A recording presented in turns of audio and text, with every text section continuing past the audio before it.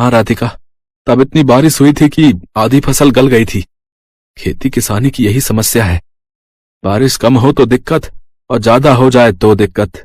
भगवान जाने क्या होगा आगे। मोना की शादी भी तो करनी है और जब पैसे ही नहीं जुड़ेंगे तो फिर कैसे होगा सब। भरोसा रखो गंगा, सब ठीक हो जाएगा। अपने परिवार को परेशान देख राधिका भी दुखी हो गई।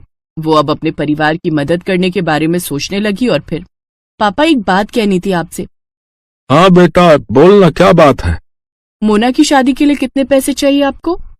क्यों, ऐसा क्यों पूछ रही है बेटी? बताइए ना पहले। कम से कम 5 लाख तो होने ही चाहिए। 3 के आसपास तो जमा है बैंक में, लेकिन 2 लाख का इंतजाम कैसे होगा पता नहीं। मेरे पास एक उपाय है, अगर आप लोगों को ठीक लगे तो। हाँ हाँ बोलो ना राधिका। देखिए, आजकल ना ये शहर वालों को फार्म हाउस वेडिंग और फार्म हाउस पार्टी का बड़ा चस्का है।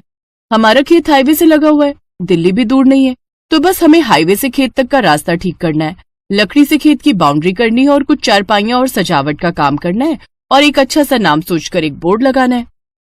बेटा मुझे तेरी बात कुछ कुछ समझ में आ रही है, इस सब के लिए पैसे कहाँ से आएंगे? वो 3 लाख रुपए हमारे काम आएंगे और अगर धंधा चल निकला तो मोना की शादी हम धूमधाम से करेंगे। मुझे भी ये आइडिया बढ़िया लग रहा है। अगले ही दिन से पूरा परिवार राधिका के कहने पर काम में जुट गया। हाईवे से लेकर खेत तक बढ़िया टाइलें लगा दी गई, लकड़ियों से खेत की 4 दीवारी कर दी गई और फिर खेत अच्छे से साफ कर उसमें घास उगाकर जगह जगह सुंदर चारपाइयां लगा दी गई। फिर खेत के बीचों बीच एक सुंदर और बड़ी सी खुली झोपड़ी बनाई गई। पूरे परिवार ने जमकर मेहनत की। फिर अगले ही दिन, हेलो, मेरा नाम राहुल है, मैं दिल्ली से आया हूँ।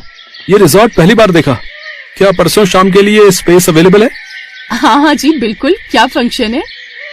मेरे बेटे का बर्थडे है, केटरिंग मैं खुद देख लूंगा, बस मुझे ये जगह अच्छी लगी। मेरा बजट 20,000 का है, बोलिए आपको चलेगा? जी हाँ बिल्कुल। थैंक यू सो मच, ये लीजिए 10,000 रुपए एडवांस। राधिका का प्लान काम कर रहा था। 2 दिन बाद राहुल ने अपने बच्चे का बर्थडे खूब अच्छे से मनाया। राधिका और उसके परिवार ने पूरे खेत को गुब्बारों और रोशनी से सजाया था। ऐसे ही धीरे धीरे लोगों को गंगा के रिजॉर्ट के बारे में पता चलता गया और लोग आते गए। अब तो राधिका और उसके परिवार को काम से फुर्सत नहीं थी।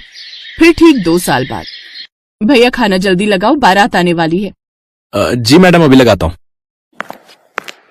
ओहो, मोना तैयार हुई कि नहीं? मोना मोना आ जाओ भाई। देख रही है राधिका अपनी ननद को? हाँ माँ, परी से कम नहीं लग रही है। सब आपकी वजह से है भाभी, मेरी नहीं हमारी वजह से। और सुनो, अपने पहले बच्चे के पहले बर्थडे के लिए अभी से बुकिंग कर लो इस रिजॉर्ट की, क्या पता तब ये स्पेस खाली हो या ना हो।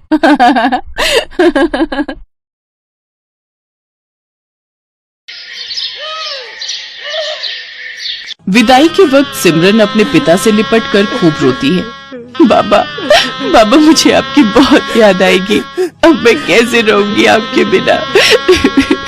बेटी, जब भी तेरा मन करे तो आ जाना, ये घर हमेशा तेरा ही रहेगा। जा बेटी, अब अपनी माँ से भी मिल ले। माँ, मुझे आपने जो भी प्यार दिया उसके लिए शुक्रिया। अब ज्यादा ड्रामे मत दिखाओ और अब जा यहाँ से। ये कहकर रमोला उसे धक्का देते है कि तभी उसका पति नैतिक उसे संभाल लेता है। क्या हुआ, तुम गिर कैसे गई? वो लहंगा पैर में अटक गया था, बस इसी वजह से। फिर सिमरन अपने मन में सोचती है, अच्छा हुआ माँ को धक्का देते हुए किसी ने नहीं देखा। मैं हमेशा माँ के प्यार के लिए तरसती रही, लेकिन उन्होंने मुझे कभी प्यार नहीं दिया। फिर सिमरन ब्याह कर घर आ जाती है। उसकी सास ने उसके स्वागत में गुलाब के फूल बिछाए होते हैं। साथ ही वो बड़े प्यार से उनकी आरती उतारती है और गिफ्ट में उसे सोने का हार देती है। ये ले मेरी प्यारी बहू, तेरा सगुन। बहू, अब से ये घर तेरा है और हम सब भी। तुझे कुछ भी चाहिए होगा या किसी काम में मदद चाहिए हो तो हमें कहना। अच्छा, अब तुम दोनों थक गए होंगे, थोड़ी देर आराम कर लो, बाकी की रस्में फिर करेंगे। शुक्रिया माँ जी। सिमरन नैतिक के साथ कमरे में चली जाती है और आराम करती है। फिर दिन के 1 बजे उसकी नींद खुलती है। ओह गॉड, कितनी देर हो गई, मेरी पहली रसोई की रस्म भी अभी बाकी थी। माँ जी तो बहुत गुस्सा करेंगी। सिमरन जल्दी से बाथरूम की तरफ जाती है, लेकिन बाथरूम से नहाकर निकल रहा नैतिक सिमरन से टकरा जाता है और सिमरन फिर गिरने वाली थी कि तभी वो उसे संभाल लेता है।